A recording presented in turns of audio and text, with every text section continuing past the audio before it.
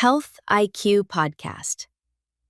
How to access your mind's potential with medical hypnotherapy. Hello, welcome to Health IQ Podcast. I'm your host, Brenda Bishop.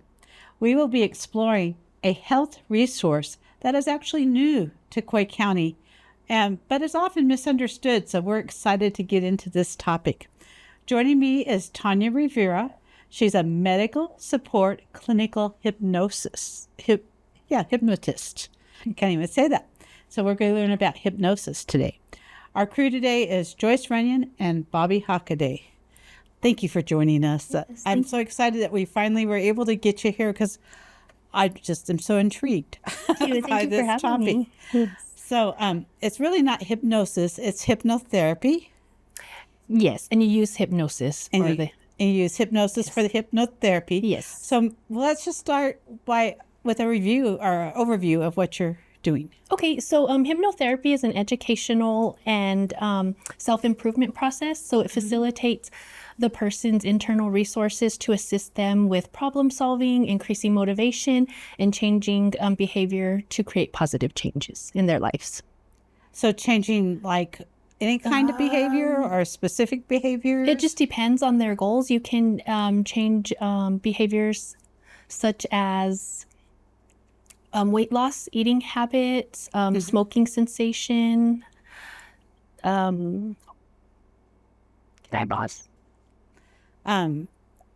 Just even wanting to get out and exercise more, those things that we sort of talk ourselves out of, or I do. Yes. Anything that you can create extra motivation for. Yes. Okay. Yes. So And it helps set good habits. Good habits. And it also helps with emotional, such as anxiety, anxious feelings. So, and that's so important because anxiety is like one of the things that lead to so many other mental health disorders. We've learned it through our research.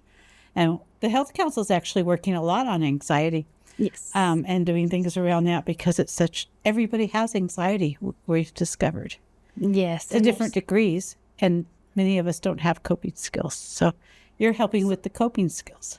Yes, and this will help to calm and take your body out of fight or flight mode, like the danger when your body gets stuck in fight or flight. When that happens, your blood rushes to like your main organs, like your lower brain, your heart, your lungs. So problem-solving skills decrease, your digestion decreases, your reproductive and problem-solving skills decrease. So what happens during hypnosis is we activate the parasympathetic drive that will increase your problem-solving skills, your reproduction, your digestion, and give you that calm, safe instead of the danger, the stress and danger. So when we were asking you your exact title, you said you're a medical support clinical hypnotherapist. Yes. Get the whole words correct. Yes. So that leads me to believe that you can work with doctors to sort of like treat the whole patient with whatever their issue is? Yes, if somebody comes in for problems with pain, if they want to lose weight, if they have a thyroid issue, overactive bladder, we have to work directly with their physician. So hypnotherapy would not replace any medical treatment or mental health treatment. It just facilitates their treatment. But you can help with overactive bladder issues. Yes, they did a study with UNM and the National Health Council, I believe it was, and they got funded for it, and they had really good results with overactive bladder compared to those that were on the medication for it by just doing the hypnotherapy with them. Oh, wow. Yes. That is interesting. Yes. So you had to go through quite a bit of training, you were telling us. I did. So maybe so people know it's not just a fly-by-night thing. Tell us a little bit about that training. So to become a clinical hypnotherapist, you have to do 300 hours. And that was, I got certified through the Hypnotherapy Academy of America based in Albuquerque. And so you have 300 hours for your clinical hypnotherapist. We practice on each other in class with our instructors. And then at the end of that course, we take a test where we have to memorize all the scripts, and then we get certified through the International Board of Hypnotherapy. Good. And when we finish with that, then we can go back and do the medical support. And I think they've changed it now to be advanced clinical hypnotherapist for health and wellness. And that is an extra 100 hours. And this is education hours. It's not observing hours. You're actually learning and doing. Learning and doing, yep, hands-on. Well, and during COVID, before you would have to go to the academy in Albuquerque and stay there for the clinical hour. The 300 hours is 6 weeks, and then I believe 2 weeks for the rest of it. So you would have to go stay in Albuquerque. But when COVID happened, they started doing it over Zoom, and they found that you were able to do hypnotherapy via Zoom. So that worked out. So I was able to do it from my home. So. Oh, that's nice. Yes. So, even though I think Zoom gets hard.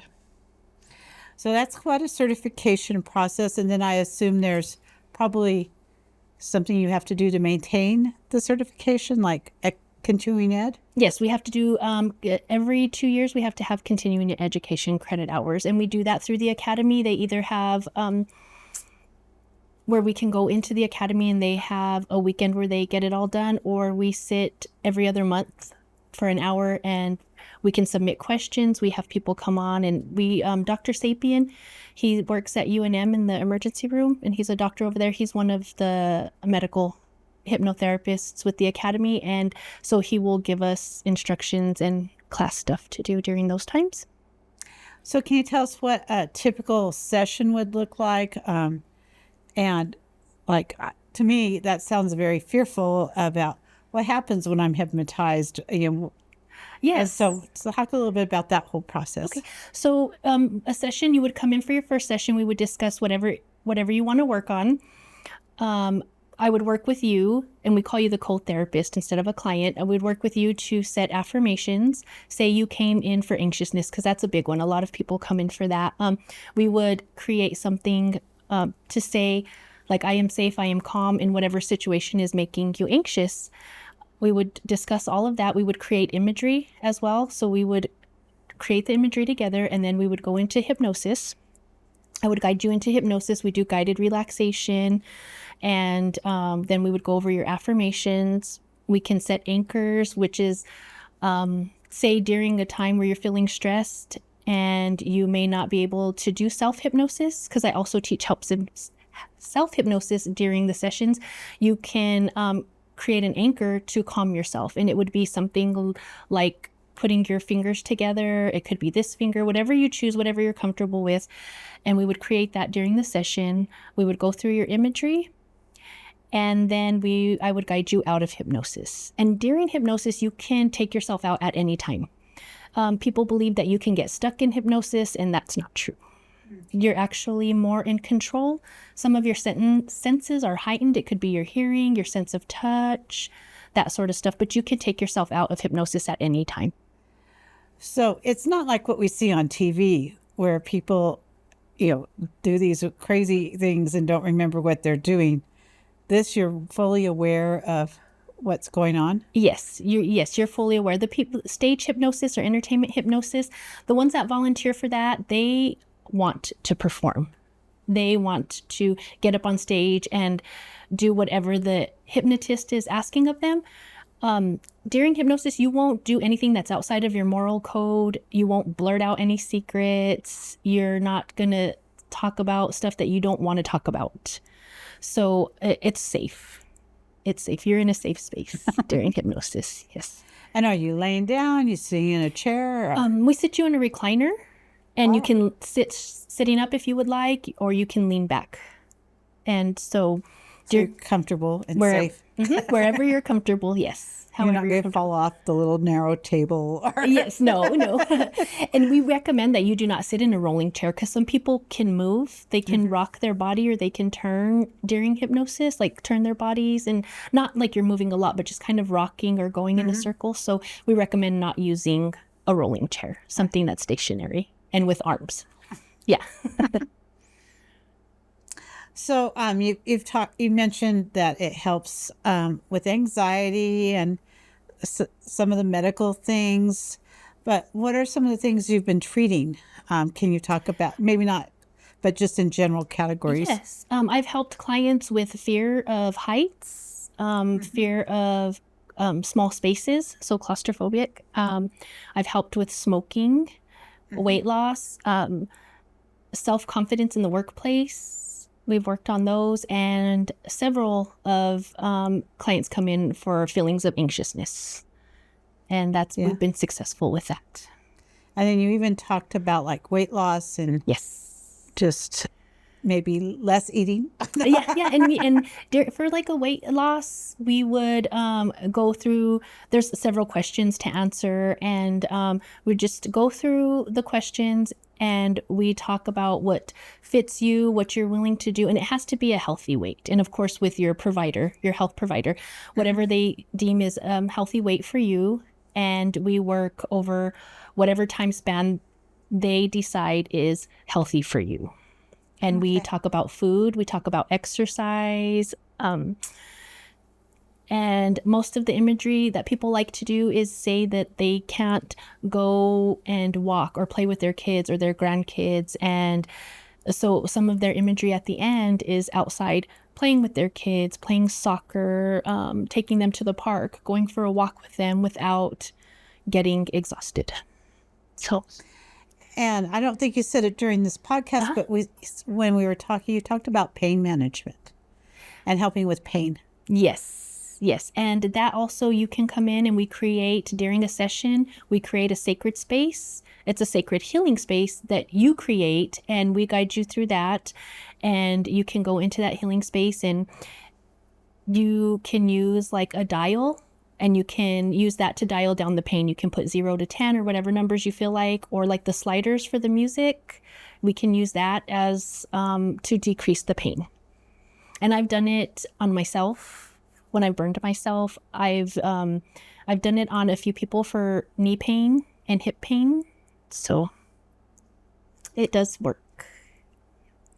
I know someone who really needs to come see you. But so even if you have like artificial knees, you can help with pain in them. Yes, can also because it's more of a mind. Yes. So what happens with like even with the pain or any emotions, what happens is we have an event that happens, and that event creates a belief, and whether that belief is true or not, it still creates it. And then that creates an emotion. That emotion leads to behavior, and then that behavior leads to the result. So when an event happens, it gets stuck into our subconscious mind. And so sometimes we don't realize that that is what is leading our behavior or our pain. So during hypnosis, between your conscious mind and your subconscious mind, there's it's called the critical factor, and it develops between the ages of 7 and 11. So that's like your gatekeeper, your filtering mechanism. So it filters information coming in to your subconscious mind through like past events and stuff that has happened. So it, even if it's not the same, but it's relatable, and it was a negative experience, it'll make this experience, you'll still feel that same kind of emotion related to that, if that makes sense. So during hypnosis, the critical factor is relaxed, and we're able to access the stuff that's going on in your subconscious mind related to whatever you've come in for. And we're able to replace those or weed out that negative and replace it with positive. So what about things like arthritis pain and those kinds of chronic pain? Yes. Yep. We can work on that stuff too. Swelling?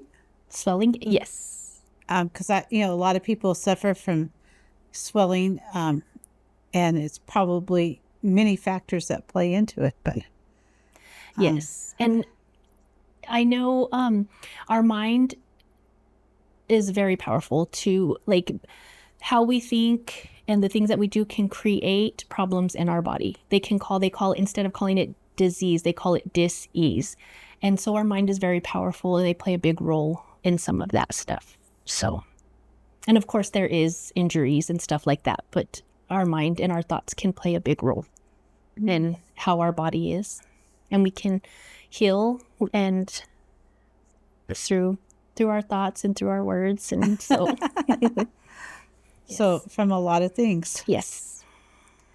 So we've talked sort of about what it is and all the different things. My mind is spinning. Oh, yeah. I don't know if you could see it going, wow, could you do that? But I guess we need to, you have success stories. You talked about using your pain. Yes. Did you have others you wanted to share about success stories? Yes, I've helped a client who was afraid of driving down the Caprock get terrified. Yeah, that can be scary. Yeah, and she was like, I'm going to end up going over the edge. So she came in and we worked on it, and no problems. She can drive down now without freezing up, she even had to have people come pick her up at times because she was terrified.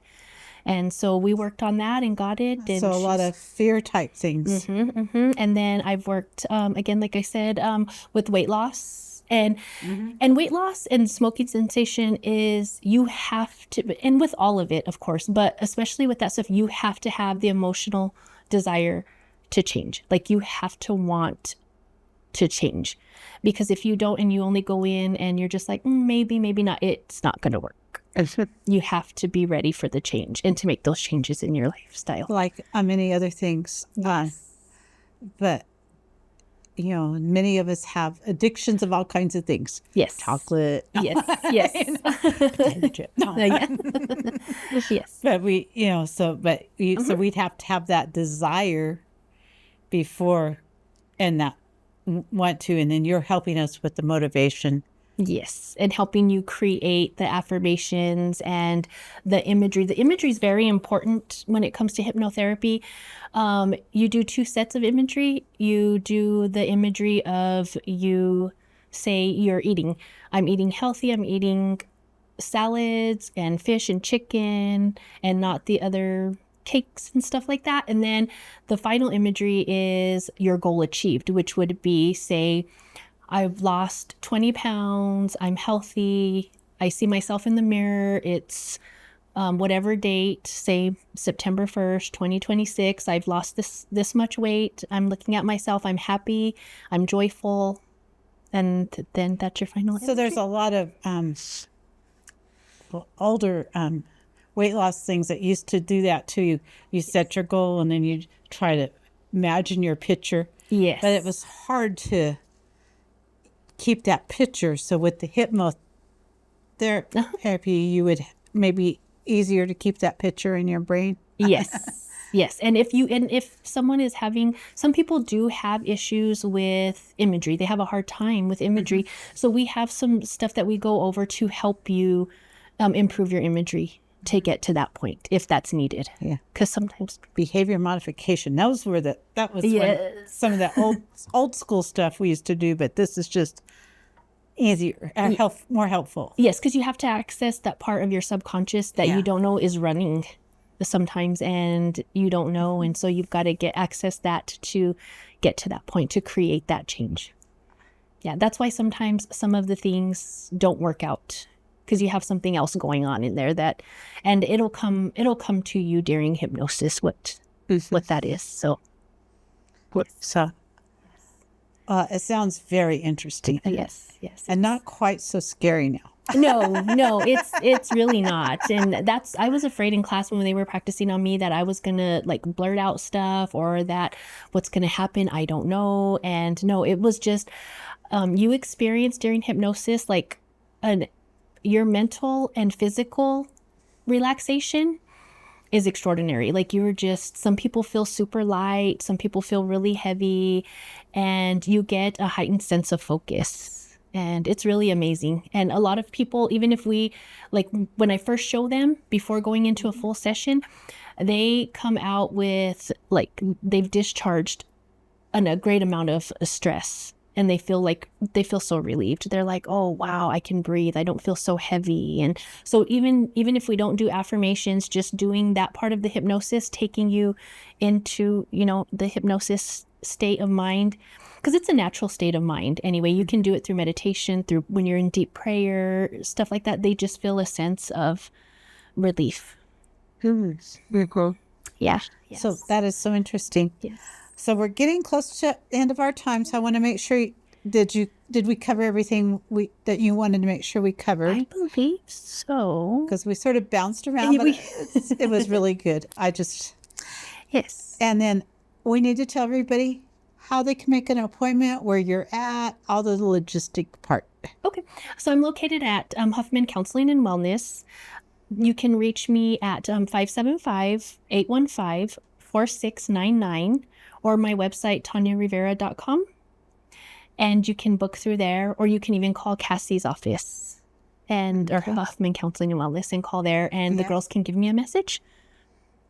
And your business actually is called Sagebrush Healing and Wellness. Healing and Wellness. Yes. Mm-hmm. But your website is tonjarivera.com. Yes, for later stuff to come. Yes, there's more stuff coming soon. More stuff coming. Wow. Yes, I'm excited. And is this covered by insurance if you're working with a physician? No, not at this time. I know that they've talked about physicians writing a certain diagnosis, but the client would have to send it in themselves. Mm-hmm. And usually it's not covered by insurance. So it's out of pocket at this time. They're working on it, but it may be slow to get covered by insurance, but hopefully eventually it will. Okay. As I'm thinking about this, I'm thinking, well, it might take more than one session. So how often do people go? How many sessions do? It depends on what you're coming in for. We do it in sets of 3. So usually emotional work is like 3 sessions, could be 6. If you come in for medical or weight loss, smoking cessation, that could be 6 to 12 sessions, just depending on what comes up during the sessions. And then like pain? Pain, about 6 sessions. About 6 sessions. Mm-hmm. And then a session is about how long? An hour. An hour? It should only take about an hour. Yes. And then the other thing would be, how often do you put those 3 in? Are they a month apart, a week apart? Or? A week apart. It's suggested not to go past 2 weeks in between sessions. Mm-hmm. Okay. Mm-hmm. So, and I would send you home with your first session. We would do a recording, and I would send you home with the recording and teach you how to do self-hypnosis so you could do it at home, because there will be homework after the sessions. And it would just be your affirmations that you would say daily, and then listening to the recording once or twice a day if possible. And on that recording, is it you being put into hypnosis again, or is it? Yes, yes, you would go back into hypnosis, but I would teach you how to do it yourself.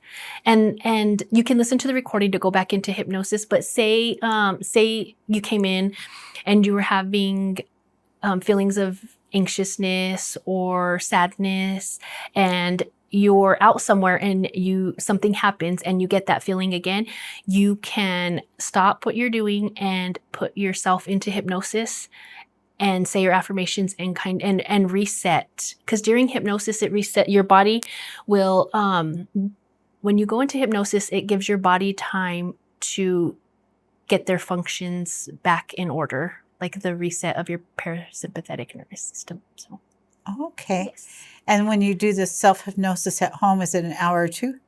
No, it's usually about 10 to 20 minutes, if that. So that's not too just bad. Depending on the session and what it is. Yeah. Mm-hmm. Yeah. So it's not the full hour.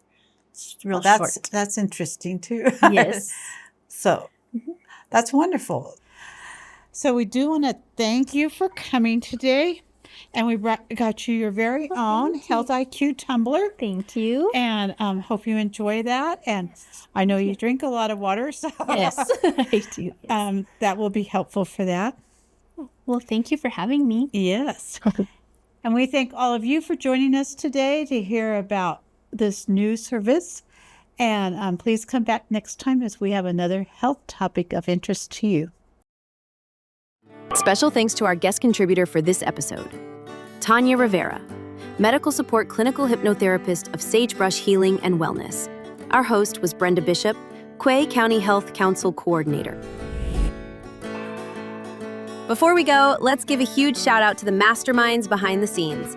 This whole production was directed by Robert F. Hockaday, who also wore a ton of hats as producer and the one-man band for all things video and audio. Joyce Runyon also jumped in as a producer, video and audio wizard, and even snagged the second assistant camera spot.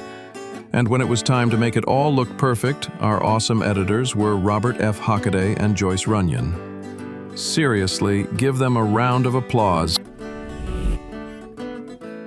Funding for this podcast is provided by New Mexico Legislative Appropriation from Representative Jack Chatfield. Brought to you by Quay County Health Council. Follow us on YouTube, Facebook, and Instagram at Quay County Health. If you have content ideas, reach out to us at healthiqpodcast@gmail.com. This podcast was created solely for educational and entertainment purposes. It is not intended as a substitute for advice from a healthcare or mental health professional.